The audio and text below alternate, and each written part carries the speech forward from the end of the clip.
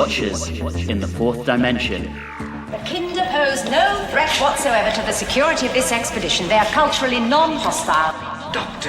Yes? What about Tegan? Shh! What are you defending the dome against? Against out there, trees. Hello and welcome back to Watchers in the Fourth Dimension. I'm Anthony. I'm Diana. I'm Julie. And I'm Riley. And when I was a boy, I was beaten every day. Never did me any harm. Oh no. This episode, we're entering a fever dream populated by new romantics as we discuss Kinder. But before we get into that, Riley's going to take a quick look at the mail.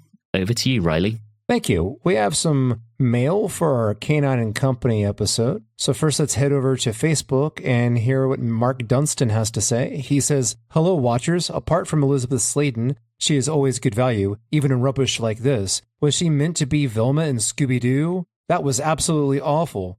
It should have been made as a look and read schools program for the under fives. It was too up its own rear end and very middle class." Wow, very middle class. That's harsh words. David Gorton says, "An interesting curio, this one. By no means terrible, but a long way from being great.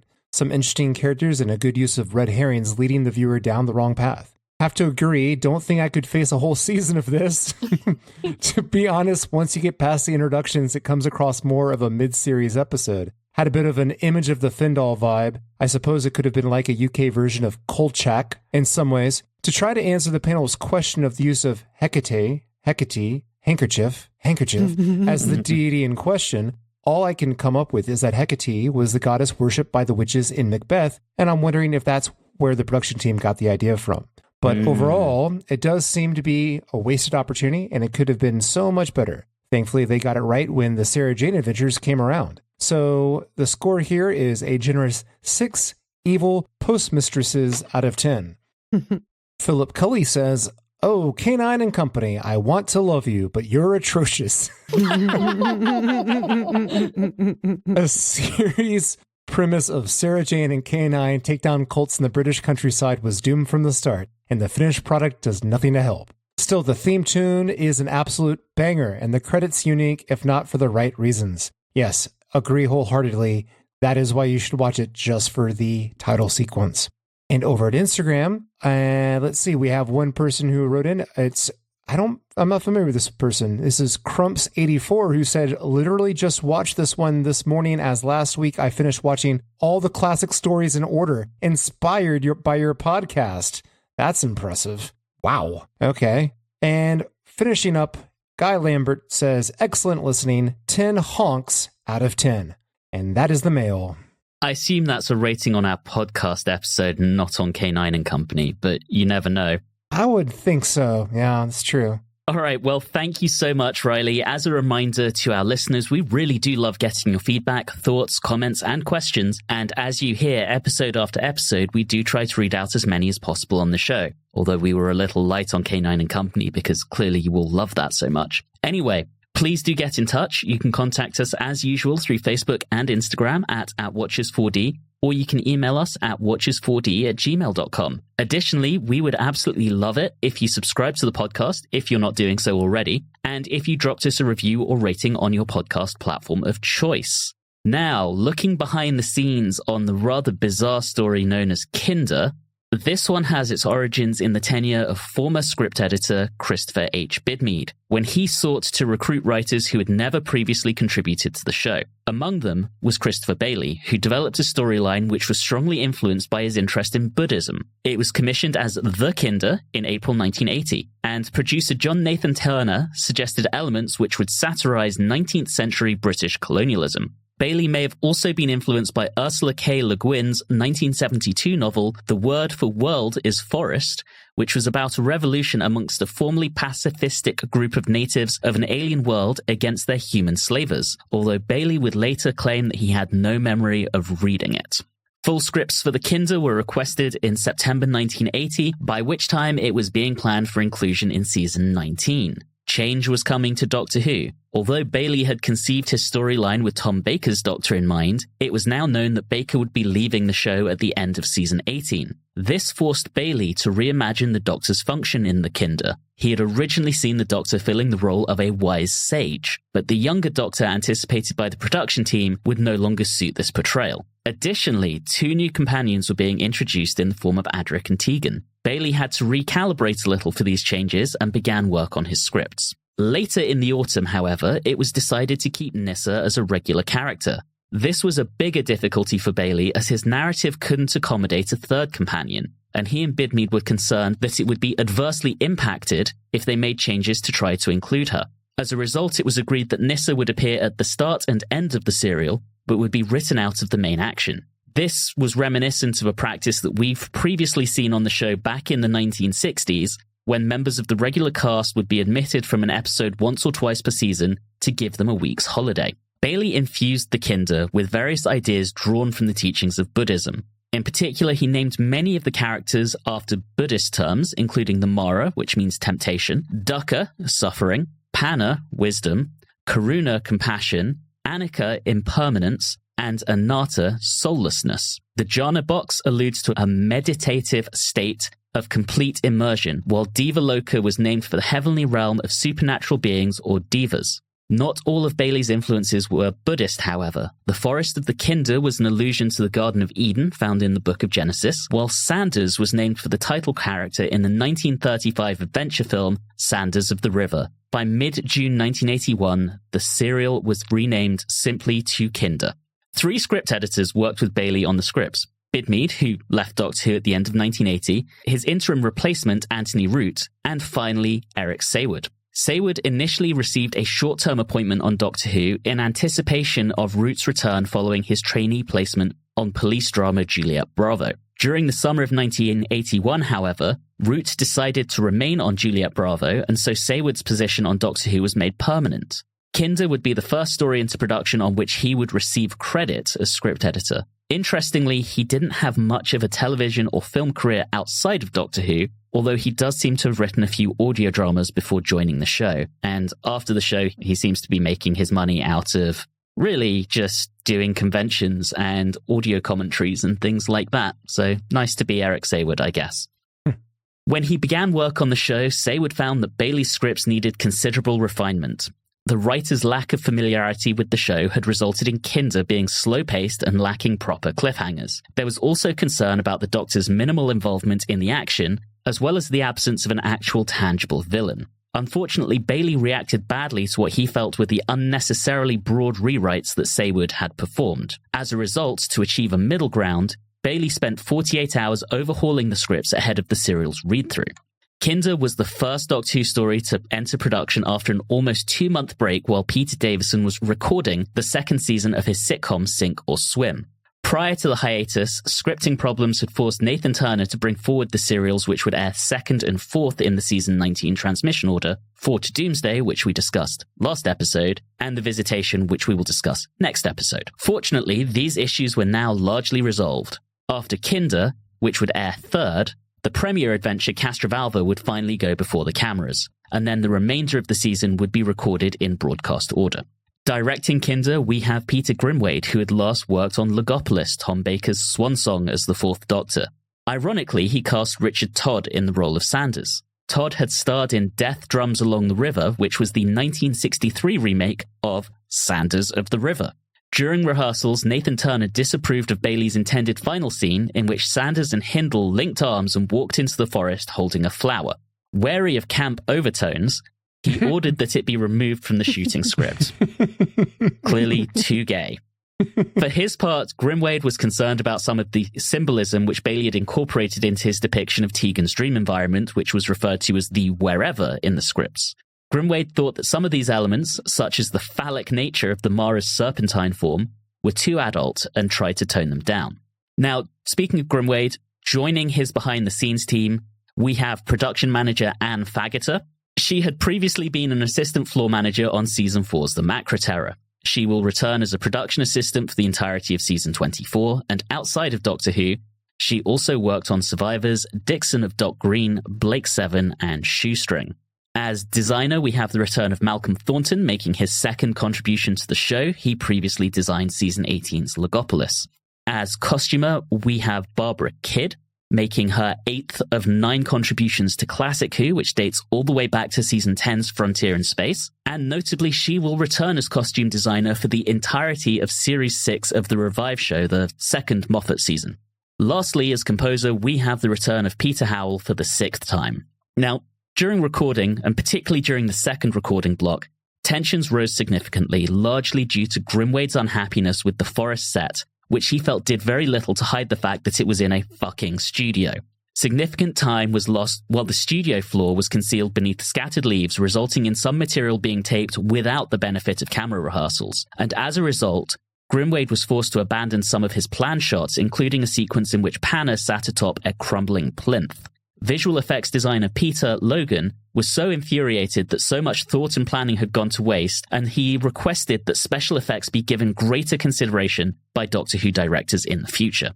Now, in editing, and I don't think anyone will be surprised by this, it was discovered that episodes 1 and 2 were significantly overrunning, resulting in a number of minor trims, while episode 4 was much too short.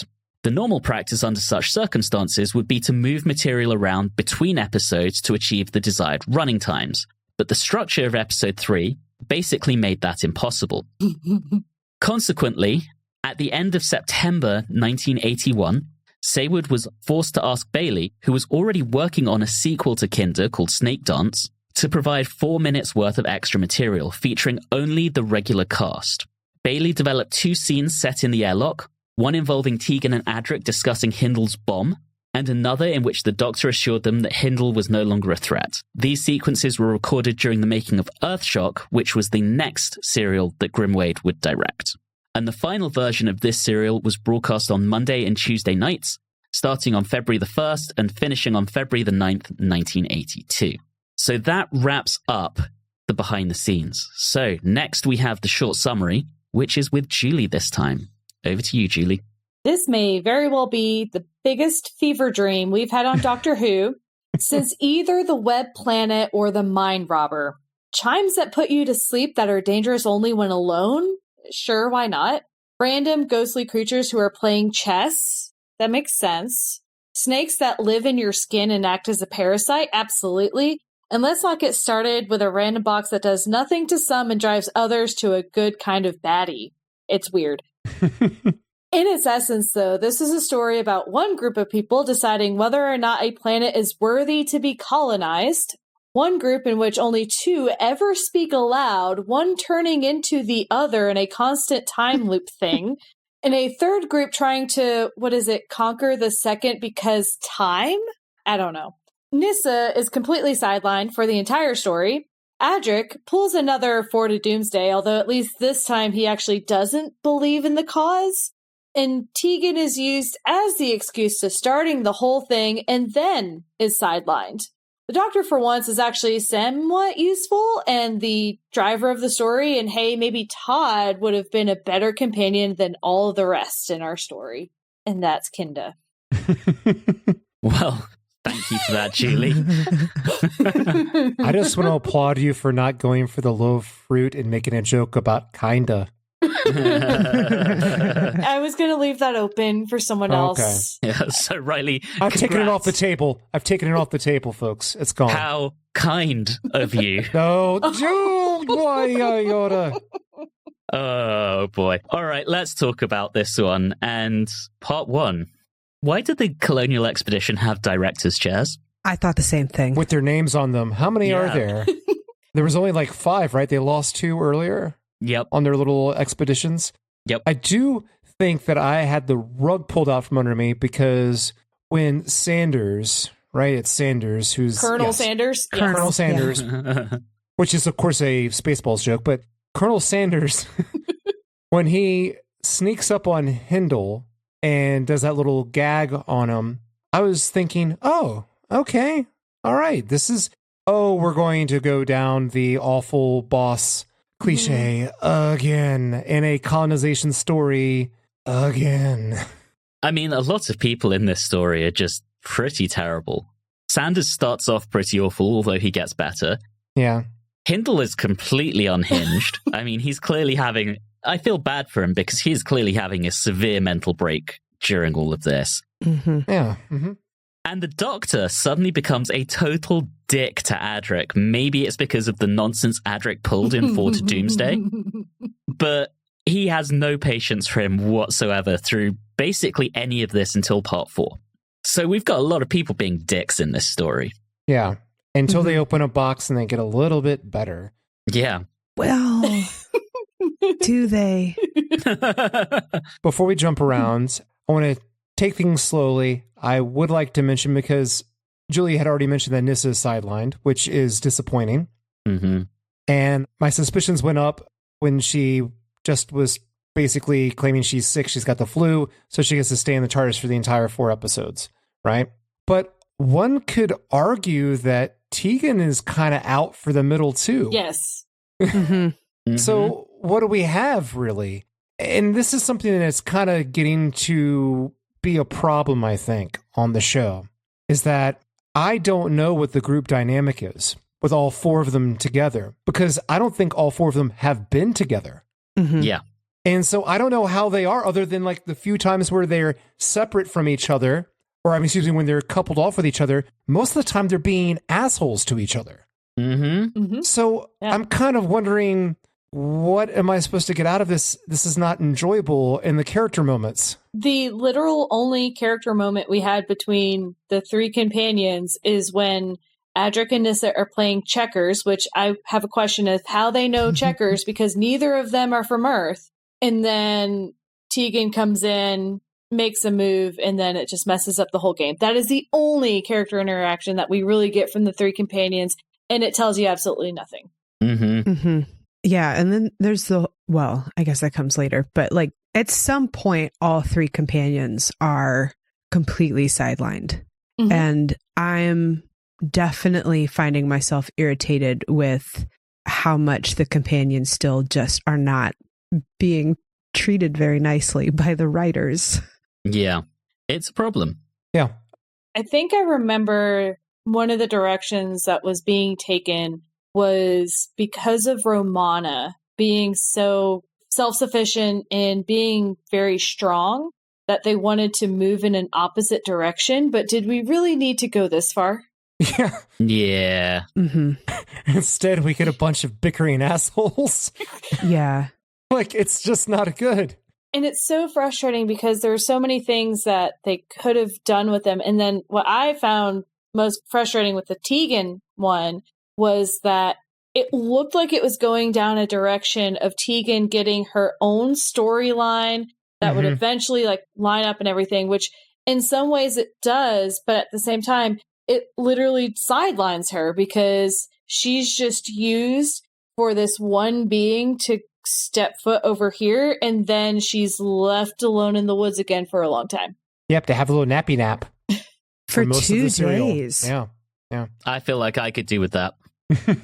Well, for sure, but but for them to leave her there for 2 days? She's out there hibernating like a bear. But I will say, I had hopes for her because when it seemed to separate her and then put her into, and this was in part 1, the psychedelic, trippy, avant-garde local theater troupe that she ran into in her dream, before then, she seemed relaxed. She seemed casual. Even her hair looked more relaxed. Yeah. And I was thinking, okay, finally, Tegan going to chill out and let's see other sides of this character's personality other than just pissed off and frustrated. Instead, they torture her mentally for an episode and then let her go to sleep. Well, I mean, she chilled out. Yeah, but then too much. She's like, we can only wait. That is our only option. Mm-hmm. I want to talk about some of the interesting things and the more fun things. Unless, Anthony, you had one last thing. I was going to talk about the fever dream.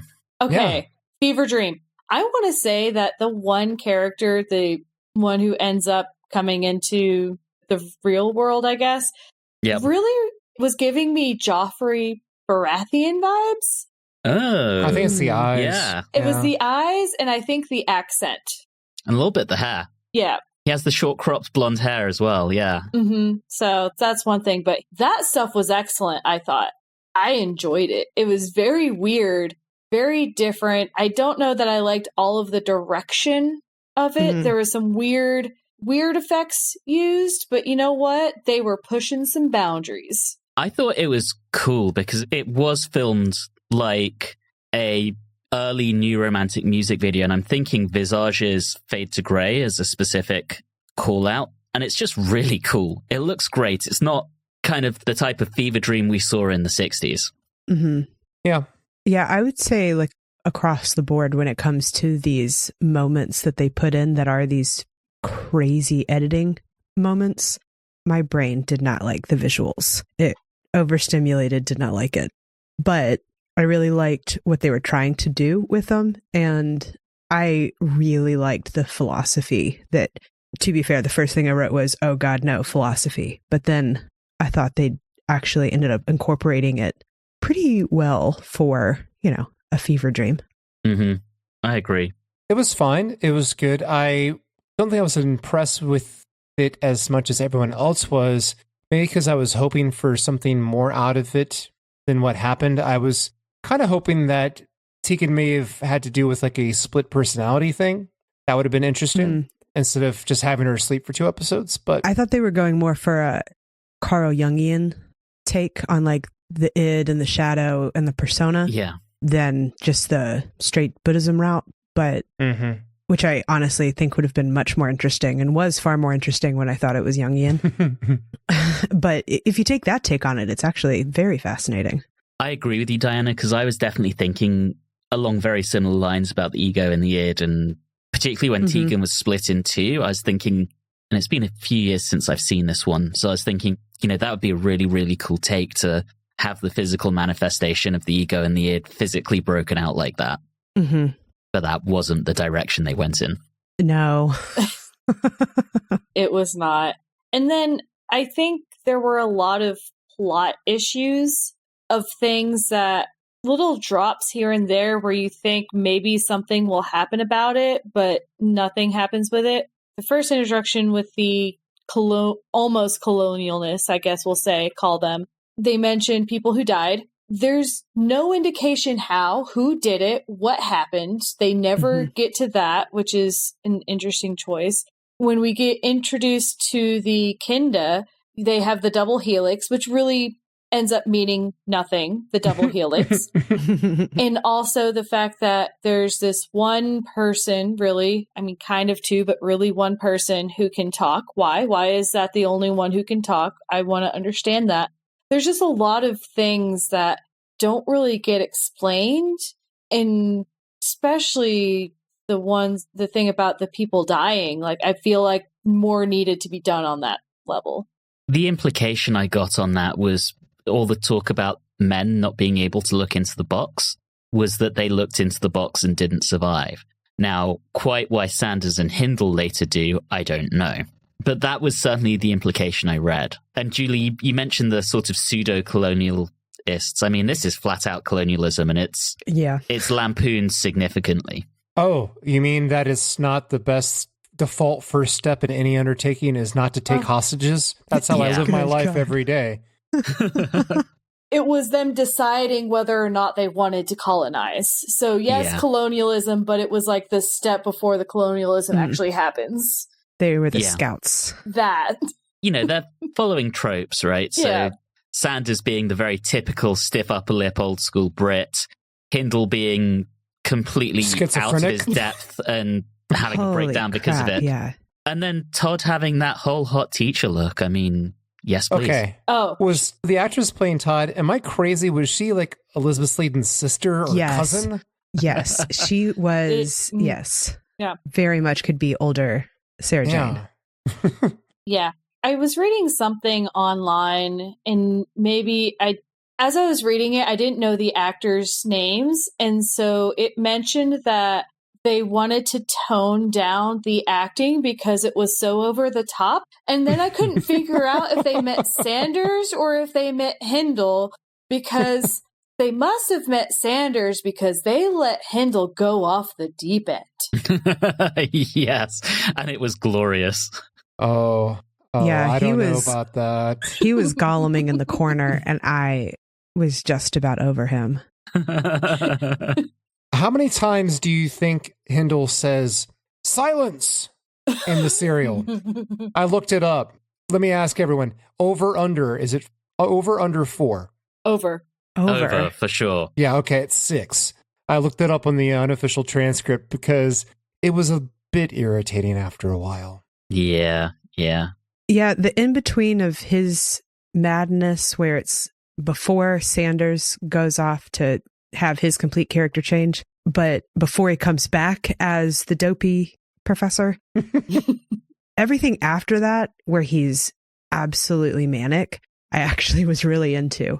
But it was the in-between phase where he was in the slow descent into madness, where I was like, all right, I think I know where we're going with this. Can we speed it up? Yeah. Yeah. While we're on the topic, does anyone have a good reason why Hindle basically turns on a dime? It really felt so sudden. He's building up to it from the very beginning. Mm-hmm. Oh, yeah. Really? I don't know. Yeah, I just yeah. feel like it was just too jarring and too quick. I mean, I think the problem is it probably dragged, and there was probably more buildup in part 1, and they probably did cut a few things out. That would be my guess. Yeah, there's before he completely snaps when Sanders leaves, there's that scene where he's starting to act kind of unhinged, and Todd ignores it, and then Hindle wrecks the lab. Like, he throws a full-on tantrum and wrecks the lab. Oh, and rips up the plants. Yeah. Yeah, I thought it was I don't know, but it felt to me like a reference kind of to like a PTSD break after the war, like that kind of a thing. Yeah. And very clearly they come from an industrial military complex. And so who knows what their actual home culture is like. But if he thinks he's normal because he got beat every day, that says a lot. But it also kind of gave me like Heart of Darkness vibes. Now, Yes, considering I have not 100%. read it since high school, I have watched Apocalypse Now, and it definitely gave me that same kind of, Yep. this is what war does. Absolutely. And then he gets saved by the women. Well, the other thing, too, that I was thinking that might have happened as well is, yes, they were out there to scout for that, but it also felt like they were probably punished. I think they were being punished. I think that Sanders and Hindle, there's a very good possibility that they really severely messed up and they got what they considered like just busy work, or, they're like, why am I being sent out here? And it could kind of go with what we're saying about Hindle is if he's having a PTSD episode, they could have sent him away because something had happened and they were like, we don't want to deal with this. Let's have him go out to this planet. He was like frontline Crimea, and then they were like, no. You're going to go out to the farms. Yeah. I'll take that as headcanon. I'll accept it. They could have added that in. Just a little conversation between Sanders and Todd. Just, boy, he's seems to be doing all right after the incident. Something like that. Yeah. That would have been And good. I think I was a little disappointed by how quickly Sanders went from the kind of bad boss to the kind of dopey guy. Not so much that I really liked the bad boss, but again, he really reminded me of the guy from Jumanji, and I enjoy that character. So I was a little sad. I was thinking about him the whole time. Yeah, didn't he also have like a little pith helmet as well? Mhm. Right.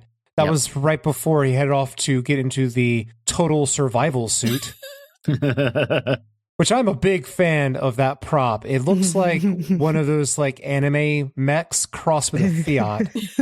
Yeah. And, by the time Sanders gets into it at the beginning of part 2, because we're into part 2 Yeah, now, we're in part 2, yeah. it's the most colonialist thing I've ever seen. It's like, I don't want to interact with this strange and foreign environment. So I'm going to stay inside the safety of my little vehicle to avoid interacting with anything that might, potentially be dirty and foreign and heaven forbid it should touch me. But he does open the box and Yes. he...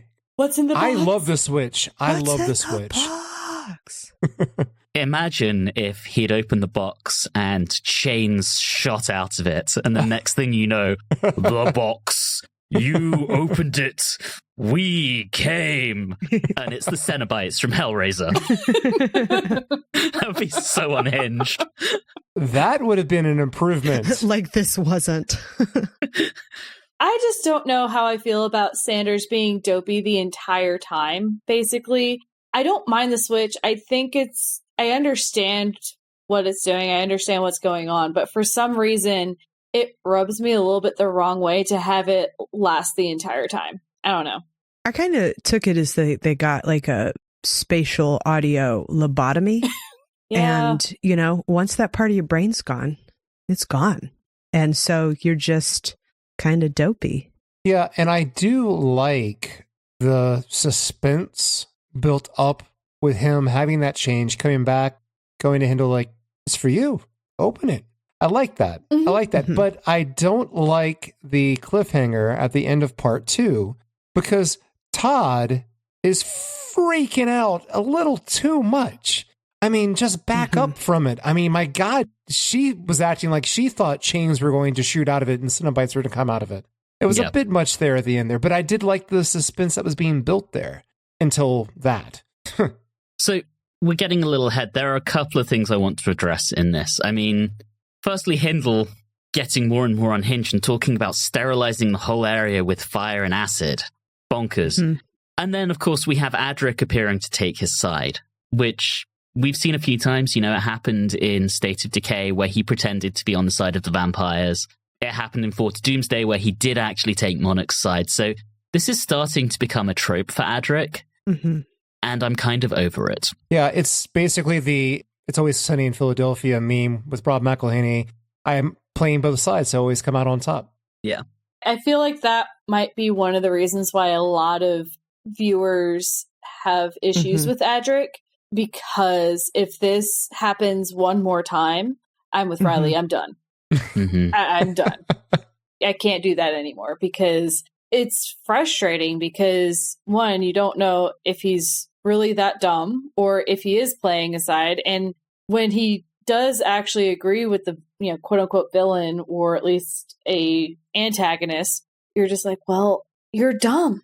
I'll give you a minor spoiler. This is the last time he does this. Oh, thank God. I mean, I think it would be frustrating because it is repetitive, but I think it would feel less frustrating if he hadn't got pulled in so hard last time, where he was such a little fucking traitor. If we knew, okay, this is what Adric does. He always is the double agent. I think we'd have more empathy for that turn. But this time you go in going, what if go for it, Adric, go be the colonist you think it was frustrating rather than suspenseful. Yeah, I'll agree with that.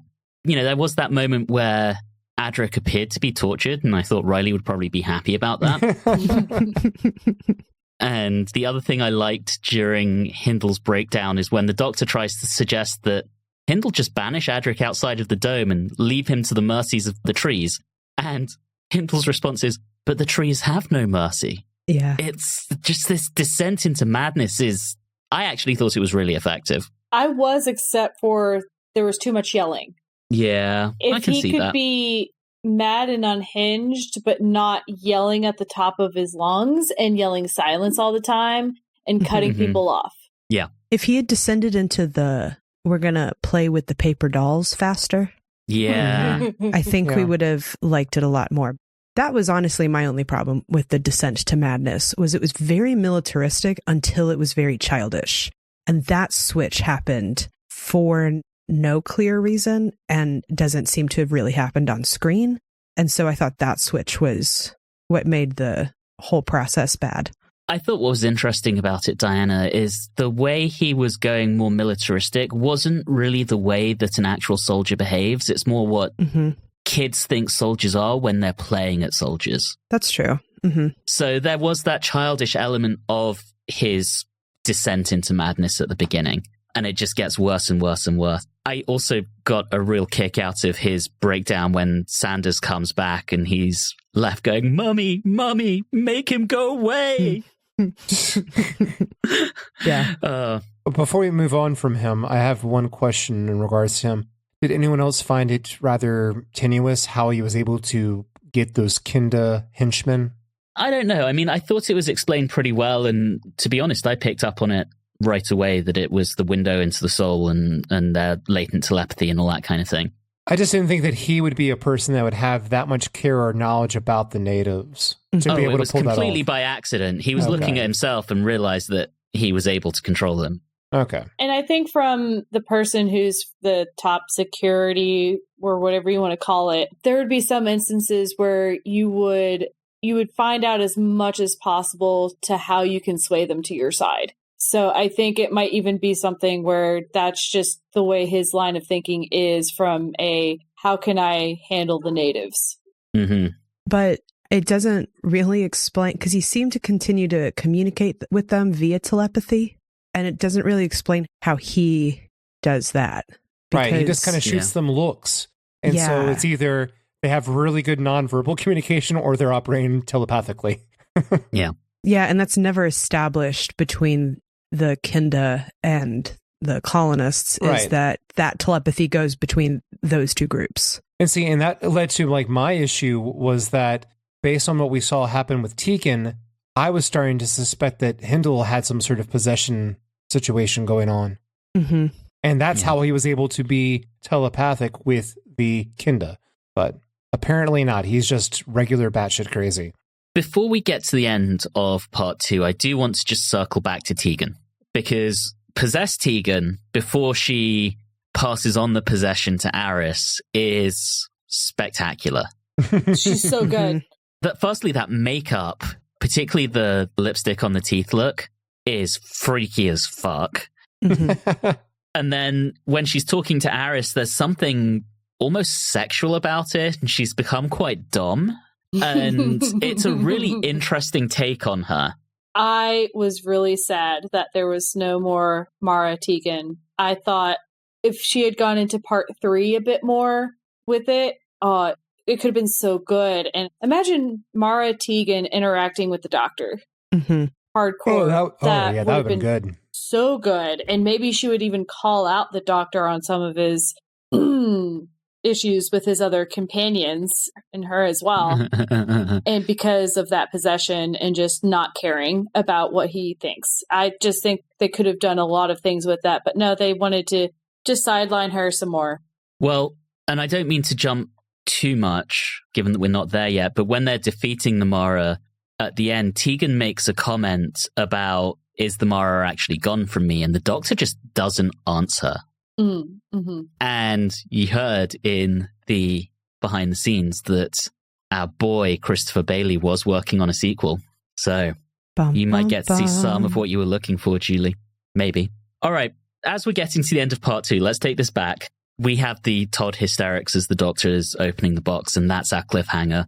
And part 3 starts off with it looking like it's going to be a fake out. There's nothing but that little doll in the box, but then it starts to do something, the power starts flickering, and everyone mellows out. Yep, and the LSD starts hitting. Well, first off, just because I always call it out, excellent recaps. The recaps have been excellent. Good job. I wasn't expecting a jump scare in this at all with the Jack in the box, because that's what basically it was. And then we get almost another jump scare later when it's in the woods. You know, it's fine. I'm still confused by the box. It's almost like a weapon of some sort, like a chemical weapon, really, when you think about it. Not to sound like the colonialists here. Okay, so it has, I know they mentioned that for certain people, it will turn their mind simple, which is what happens with Sanders and really what happens with Hindle, right? Okay, cool. Mm-hmm. But then for the rest of them, and it's predominantly, I think they say women, because they did make a specific comment that said that person is male, they're not going to understand. So generally, it's only women who are going to be accepting of the box. And then obviously there's this issue with the Doctor being able to handle it, and they don't really dive into that, which is probably because he's a Time Lord. I'm surprised they didn't go with that route. But I just think that it's not very well described why women handle it better, and that didn't really matter in the story. Yeah. Of course, you can reverse headcanon the Doctor based on, at this time, obviously, the Doctor has been male, but now we know that Time Lords can change their gender through regeneration. You could say the Doctor doesn't really have a gender per se, and that's I don't like that kind of reverse engineering. It's just not how this was written. They did make a mention at one point that, and I can't remember if it was directly to the box or to like Panna's powers or whatever, but that there's something about the power there that connects one back to nature. And I think the heavy implication here is that women have access to like that natural power and the way the world actually works, while the men are off playing at war, both on the side of the Kenda, but also in the dome. The only female there is the biologist. Yeah, it's the Kwisatz Haderach of that planet. I find it interesting, but also at the same time, why is it only one woman who can speak? Oh, yeah, definitely wondered why there weren't more women. I'm fully of the opinion that she just kills them as they're born. There can only be one. Well, I mean, because again, what was her name? Karuna. She kind of is her, right? Because like when she does and all that. So does she just like, you're the chosen one? I think that's very much what it is. Maybe she polyps to reproduce. And she just like... I don't know if some of them were just men with long hair, but I thought I saw some women among the Kinder in the final scene. There were. Okay, I'm glad I wasn't hallucinating. There were women, and I think there were some women who, when they found Tegan lying by herself, put some, basically laid her. Yeah. Yeah, there was like a little kid or something too. Yeah, and I find that interesting too because, and I think it's in part 3 we find out about the chimes maybe, or I don't know if it's part 3 or part 4. We find out about the chimes and that, you shouldn't be alone around them. And yet the Kenda went to Tegan while she was alone and didn't wake her up. Like, what's wrong with you? Good question. Wow. I feel bad for anyone who hasn't seen these plot holes before and are listening to this podcast suddenly going, I never thought about that. And we've suddenly ruined someone's favorite story. And it's funny because there are certain aspects of this thing that I do like. I like the fact that it was like, you know what? We've been too normal in Doctor Who. Let's go weird again. And every time you go weird, you might not hit it because not everyone's weird is the same kind of weird. But I really appreciate that part of it. Julie, speaking about parts of the serial that you liked, how are we doing with the shirtlessness in this one? It's been a long time since Who has had so many bare chests. So I wanted to know what the grade was on this. Is this above or below some other previous serials? Well, I mean, it also reminds me very much of the movie Sgt. Pepper's with the bright outfits, with the bare chests and the hairy chest and long hair. That's very much what it feels like. But yes. That's so funny because I thought the whole episodes were like, this guy, the writer, really wished he had gone on that LSD trip to Nepal with the Beatles. 100%. Yeah. 100%. I'm not even sure where we are in this story right now, to be honest. Let's see. We just talked about the wise woman and her little thing. There are 2 things must be know about the wise woman. I won't go into it. Nice Blackadder reference. Thank you. I was about to say the same thing.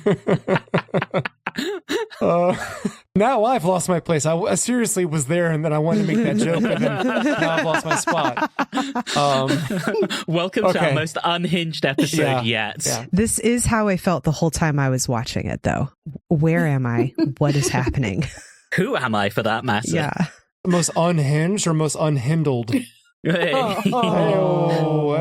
right. One thing we didn't really talk through too much, but about the Mara and the snake tattoo and all of that.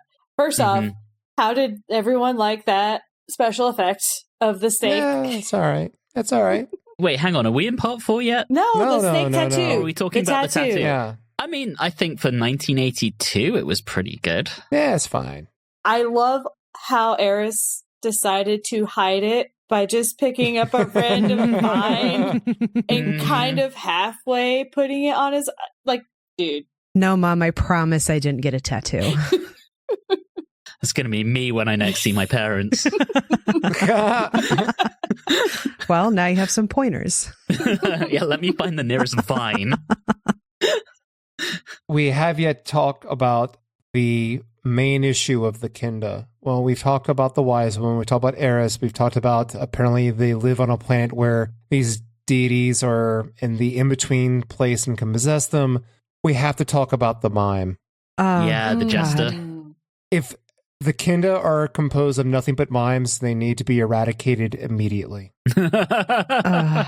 Someone hate mimes? That was painful. I did think it was pretty cool, though. I mean, I picked up the same thing that he was meant to be a jester, and then Todd goes into dissecting the anthropological reference of the jester. Yes, I did like that. I did too. But I did not like that the jester came out in such heavy tribal wear. Yeah. I was like, if the point is colonialism versus indigenous populations, this is not how you make your point. No. Yeah, and also why, again, we get the other jump scare when he's playing with the little Jack in the Box and all that kind of stuff. It is one of those situations where it's nice that they threw in the anthropological thing and all of that, but then when you try to actually make that make sense, it just gets worse. Mm-hmm. Yes. Yeah. Like, it just does. I did like the touch use of him in the fourth part, since we're like basically right there, where he does try to do the critique the leader thing the jester does to the Mara, to Eris, and he like smacks him down to kind of showcase that like we're in a full tyrant ship, just in case you didn't know. All right. Yeah. Before we get too much into part 4, I want to talk about this weird thing that's happening after they go to the cave and then they step through whatever that little wheel or whatever nonsense our little lady does. What is happening here? That's the LSD trip in Nepal. Yeah. Yep, that's definitely the LSD trip. And how many different types of clocks can we have? Yeah, and the clocks, I think, were, this story has undertones of apocalypse. Not just apocalypse now, but actual apocalypses. And I thought some of the clocks may have been a deliberate reference to the Doomsday Clock. Maybe I'm clutching at straws here. I don't know. Well, there was also heavy use of the Wheel of Fortune, and that has like a time it takes to go all the way around. And so the whole concept that like time repeats itself, which is one of the reasons it doesn't make any sense to me that the other colonists just disappeared, because she's like, murder, killing is what starts the cycle all over again. And so they can't have killed them because she's trying to prevent the cycle from starting. Right. Yeah. So that's why I'm still confused about those random dead colonialists, because I'm just like, where are they? What happened? Who killed them? It's still not answered. Yeah. I prefer to think that they're just wandering around the forest because, it is paradise. Just no thoughts, head empty. Yeah, if they looked in the box and they became somewhat like Sanders and Hindle did, then yes, that would make sense. It would be really nice if they had actually shown them, like, just like show up after all the stuff happened and they're just like, hi. But like all like hippied out, like just wearing like nothing but, I guess, denim and flowers and yellow face sunglasses. Paint. Yeah. Yeah, Hindley and Sanders can go off arm in arm with their flowers to go meet up the rest with their new hippie commune. They toured around the planet as the worst jam band ever. It's the new Partridge Family. Well, it's better than the New Romantics. I mean, at least in this story. All right, so where are we at? Who the fuck knows? Okay, all right. We're in 4. We're in 4. Okay. So let's tie this all together. Good God. All right. Notice how I've just given up on trying to figure out where we are. My first note of part 4 is let's see where the fuck this is going. So Hindle wants Adric to play dolls with him. Adric's trying to leave, eventually does leave. He gets out of the compound. Sanders agrees to play dolls with Hindle. Then Eris as Panera, whatever the hell his name is. Panera. Organize an attack, but for some reason he wants the rest of the Kinda to construct him in some sort of pathetic Eva suit to battle Adric, who's inside the total security suit. And then Adric shoots and fires because apparently that suit operates on emotion. No, that part was funny. Makes no goddamn sense at all. No, it was so funny. It wasn't worth it. Supposed to be emotion. It was supposed to be on brainwaves. And then Adric being Adric is like, I'm going to be manly in this suit. And then he freaks the fuck out whenever these people come to attack him in his metal suit. Right. Yeah. And so they run off. Adric feels bad that he may have shot and killed some of them. And then the doctor and Adric enter the compound, confront Hindle, and then they bring him the box again. And what the hell? How did Hindle already forget about the damn box? He freaks out for a good 5 damn minutes about it in part 2. And now all of a sudden, what's this? I want to see. Oh. Yeah. Because he's having a total breakdown and Todd knows how to manipulate him. Oh, sorry, I should say hot teacher knows how to manipulate him. So that's where we are right now. Yeah. Yeah, it's an interesting one. So, okay, we have the Adric thing, which it's just him freaking out that much didn't really make sense to me. I understand that Adric is kind of young. However, he's been traveling with the doctor long enough that this just seems very weird to me. Mm-hmm. Yeah.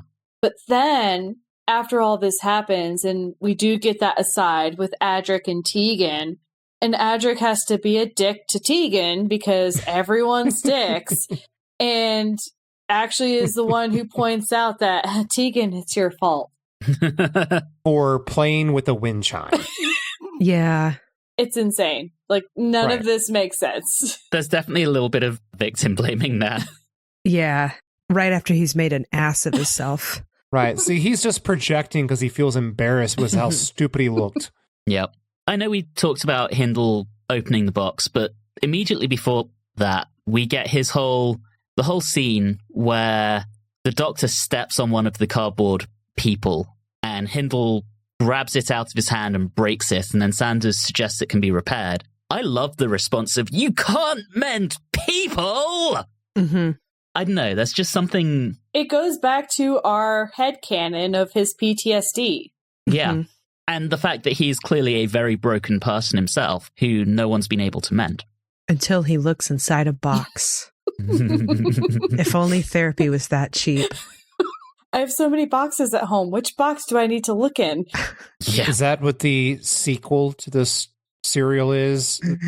They find about the therapeutic power of these boxes and they just kind of overproduce them or kind of like overfarm them from Kinda? I guess. That'd be good. I like that. Oh, does the box have to be made out of the wood that's located on that planet? Does it have to be provided to you from a wise woman? All important questions. Mm-hmm. Just going back to Adric being a dick to Tegan. Yes. He also then tells her that he was getting the hang of the machine when the doctor interfered. Yeah. Which the doctor immediately overhears. Like, Adric, buddy, what the fuck? Yeah, he's definitely... I don't have any support for Adric right now, and I'm sad about it. The staunchest defender of Adric has nothing. I just feel like I'm being proved right here from so many serials ago. So Adric, I will say, Diana, that I liked Adric in the last season. And this season, the writers hate him. Well, the writers hate all the companions. Well, you know, that's true. It's like we even liked Tegan the first time we met her. We were like, this brash personality is great. And now we're like, will she stop crying? Yeah. Yeah. You know, Nissa was strong. And now they're like, Nissa needs a nap. Same, Nissa, same. And I mean, and it makes sense why. It was interesting when you said in the summary that the doctor was actually potentially, possibly even took a main character role this time. I don't think he did, because we still got to the end of an episode without talking about him, really. Yeah. I think Todd was really who took the main role in this. I think hot that teacher. she really, you know, was asking the right questions and pushing in the right direction. where the doctor was really just supportive. He kind of filled in the information she needed to make the next step. She's the one that manipulated Hindle to open the box. You know, she was very much a driving force. My other comment is that she could have been a good companion. Yeah. And she was more of a companion than the rest. Yeah. And I think that's why they had to sideline Nyssa, is because they would have filled too much of a similar space. I think it would have been a really interesting thing to do. We've got the youngest Doctor to date, and giving him a companion that's older than the actor playing the Doctor, because I think Nerys Hughes was about 40 or 41 when they filmed this. That would be a really, really interesting dichotomy. Instead, they've given the youngest Doctor ever a bunch of kids, and it just doesn't really work. Yeah, especially when you have writers that don't want to write for them. Yeah. But then, you know, Chibnall gave 13 an older male companion and it still didn't really work, but I think that's more Chibnall than anything else. That was also, they paired it with a white man that took all of the, like, dramatic parts. Anyway, that's going into Chibnall problems. Yes. Yeah, we'll get back to that in, like, 10 years' time. But, you know, similarly, it comes down to writers who are either willing to work with the structure that's already there before them, or who are so determined to write their own stories. You know, you can't make those changes. And I know it's got to be hard with their writing and recording schedules, and it's always a mess behind the scenes. But I think it always comes down to writers who aren't willing to breathe with the characters they're given. Yeah. I mean, this sounds like the failure here so far this season lies with the producers, the showrunner, because they need to make sure that these characters are staying in line or developing logically over the course of the season. And this, I can't think, particularly with the introduction of a new Doctor, a worse set of stories to show a group dynamic and a new Doctor. I really cannot. It's quite astounding to me. And I think that's probably part of the reason why Adric gets such a nasty rep, because he's bad in these stories. He's bad. But, you know, beforehand, if you can deal with him, like, I get that he's not for everybody, but his first stories, you know, he was a good character, and they've just not allowed him to be a character anymore. He's just I need a very abrasive and nasty line spoken, so let's give it to Adric. Well, it also reminds me, I know for a long time when I was watching old films, I didn't particularly care for child actors. And I know they're not quite children because they're teenagers. They're quite young. And usually young actors are not the best, especially back in like the 60s, 70s, 80s, and that kind of era. And I think that it somehow leaned into that in some weird way. And let's just make the children obnoxious and unable to do anything is what it feels like in some ways. All right. Do we want to talk about how the Mara is defeated? Because that's one of the highlights of the serial. I really thought that was fun. Yeah. The way it's put together is fun. The actual rubber snake itself, questionable. I'm talking about the big snake. Which is still a CSO rubber snake. Yeah, but it was fun. It was made big. Embiggen the snake. I wasn't anticipating it growing because I thought they were killing it, which seems like a very weird, in order for it to die, it must get bigger. Well, there was also the other element that was confusing was that I thought it was kind of like a classic occult spiritual kind of thing of if there's a spirit, you can trap it in mirrors, right? And so they surrounded mirrors. So you would think in order for that to work, that the entity that you're trying to entomb in the mirrors would have to be looking in the mirrors. But when the snake grows to like 15, 20 feet tall, it's just looking above the mirrors at that point. I was hoping at that point that like the mime guy would come around and like it would just kind of lean over and like eat them and pull them up or something. Now, you know what would be really interesting is if the snake had actually, in the Mara, had gotten trapped in the mirror, would then make more sense of why the Kinda did not like mirrors. Yeah. Which could like have been that. very interesting. They could have done like a Superman 2 Phantom Zone kind of special effect, like all kind of pressed up inside the glass. I like it. But those mirrors were also supposed to be solar panels. And if they are, they're very bad solar panels. Yeah, Yes. they're not That great. reflects light, not absorbs. Mm-hmm. Yes. And the Kinda kept peeking through the sides. And I was getting very frustrated with the doctor, where I was like, will you just hold the frickin' line? Well, the doctor was trying to yell at them to say, close the gaps. Yeah, only Yeah. time I was like, yes, you have a full right to be very frustrated right now.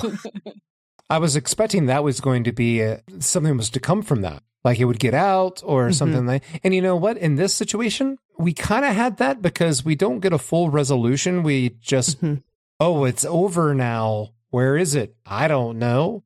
I could have totally been fine with them letting it slip and, let that potential antagonist float around the Hoovers for the future. Why not? Yeah. All right. Can we just talk about the very end as well? Okay, let's go. What's all this stuff with Paradise being a little bit too green? That's such a weird thing to say. Yeah, I have nothing on that. I don't know what the hell they're talking about. All right, that's the only thing I had on the very end. Otherwise, I'm ready to actually just go ahead and wrap this one up. Let's do it. Yeah. All right, firstly, let's take our running metrics. We have no quarries. This was entirely in the studio. Mm-hmm. Camp count, I think Hindle probably deserves some points because he was very over the top. Mm-hmm. Any other nominations on that? For camp? Sanders at the very beginning. Yeah. So what are we going, like a 3 or a 4? Let's say 4. 4. Yeah. 4? All right. Arbitrary points assigned. Any examples I'll explain later. I didn't catch any, but... Yes, there was. There was? Just one? Yes, exactly. It's when the doctor and Tegan at the very end, and the fourth part when he's trying to get her out and, to go and trap Panera Bread or whatever. She says, what's been going on? And the doctor says, I'll explain everything in greater detail later. And he tosses the explosive to her and they walk off. Got it. We have to deal with Mara. So, yeah. And there are no jelly babies. We're still counting jelly babies because other doctors do have them occasionally, but there were none. All right, so let's go ahead and rate this one. And Diana, you have the honor of going first. Oh, no. Okay. Okay, so I'm going to be real. I've been all over the board on this one. Several moments while I was watching it, I was like, I love this. And then seconds later, I was like, I have no idea what's going on. I hate this. And it went back and forth like that pretty strongly. I actually really liked the camp from Sanders. I liked dumb Sanders too. I thought he was pretty adorable. I liked the madness of Hindley. There are a lot of elements I liked. I liked the madness of Hindley. I liked the potential for all the philosophy behind everything. But it was too deep a concept to accomplish in these 4 episodes, especially when you're writing out 3 main characters in order to do so. And so, because I do like the deeper concepts, the Heart of Darkness was fab, but dropping the 3 characters and making the Doctor again very, very passive brought this down a lot for me. And so I'm really sitting at like 4.5 out of 10 buckets of KFC. Wow. All right. Well, I get to go next, and there was a lot I enjoyed here. There are some problems with the plot. I think we've talked about a lot of the plot holes, and Julie, you really hammered some of those home, such as what happened to the first 2 colonists that disappeared off screen. Cool, yeah, I have my assumptions, but yeah, that's a little problematic. As well as Hindle's ability to communicate with the Kinda. Yeah, again, I see your point. But overall, there was a lot to enjoy here. The symbolism of the snake was pretty cool. The fever dream music video that Tegan goes through, loved that. I like Hindle. I think his descent into madness is rather fun. And, it's got to have a few points for Hot Teacher. So I am going to give this 6.5 people that can't be mended out of 10. All right, Julie, you're up next. All right. I think I'm going to lean a little closer to Anthony on this one. Good call. It doesn't always happen. I was going to call you a traitor if you said Diana. I enjoyed a lot more of this than I potentially thought I would. I just think that they really went for it, which I really appreciate. And I do think that a lot of the visuals were actually rather good, or at least interesting. There were a few more close-ups than I would particularly care for, but I will forgive that. Yes, there's a lot of plot holes. I understand. I was the one who pointed all of them out, but it doesn't bother me that much because sometimes I'll sit there and be like, you know what? I would be willing to watch this one again compared to probably 4 to Doomsday. It's a low bar. It's a low bar, but you know what? It is a bar, and I still have to jump over it. I prefer bars that you get to drink at, to be honest. So I will give it 6 men with pith helmets out of 10. All right, and last but very much not least, Riley, your thoughts. First off, silence! You know me, I love the weird, but this really did not work for me. First off, it's a somewhat cliched version of weird. It's one that I have seen done before on shows, so I wasn't really that taken with that element of it. But the other issue is that being weird works on Who when you have a strong foundation to branch out from.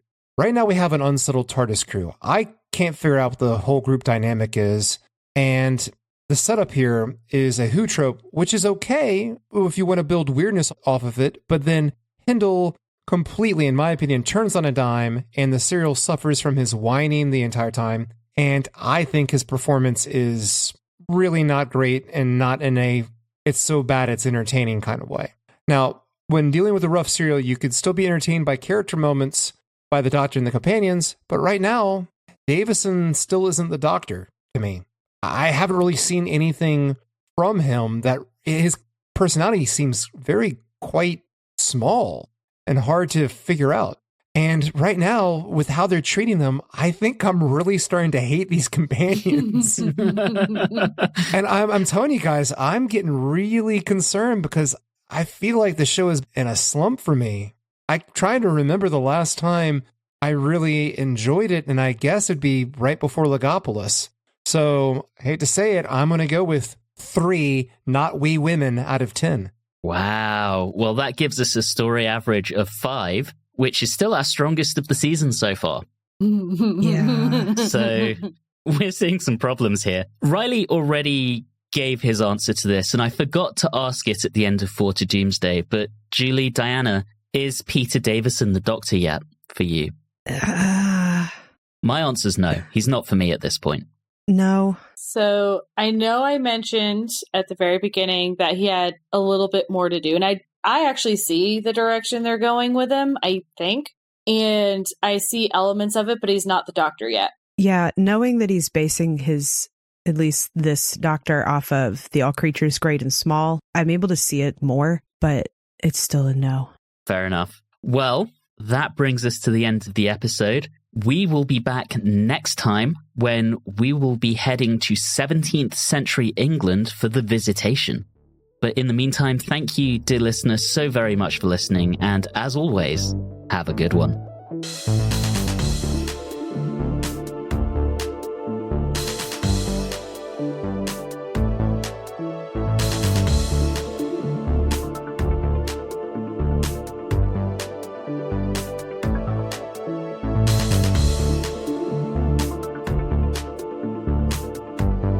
You have been listening to Watchers in the Fourth Dimension with Diana Burney, Riley Schreck, Julie Philippek, and myself, Anthony Williams. This episode, New Wave Fever Dream, was recorded on Tuesday the 1st of April 2025. If this is your first time listening into the show, all of our previous episodes are available wherever you like to get your podcasts. You can interact with us on Facebook and Instagram at @Watchers4D, and you can also email us at watchers4d@gmail.com. If you're enjoying the show, please do subscribe and consider leaving us a review or rating on your favorite podcasting app. All of those things really do help the show. And always remember, if you're having a bad day, just imagine how much worse it could be if you got trapped in Visage's music video for Fade to Grey.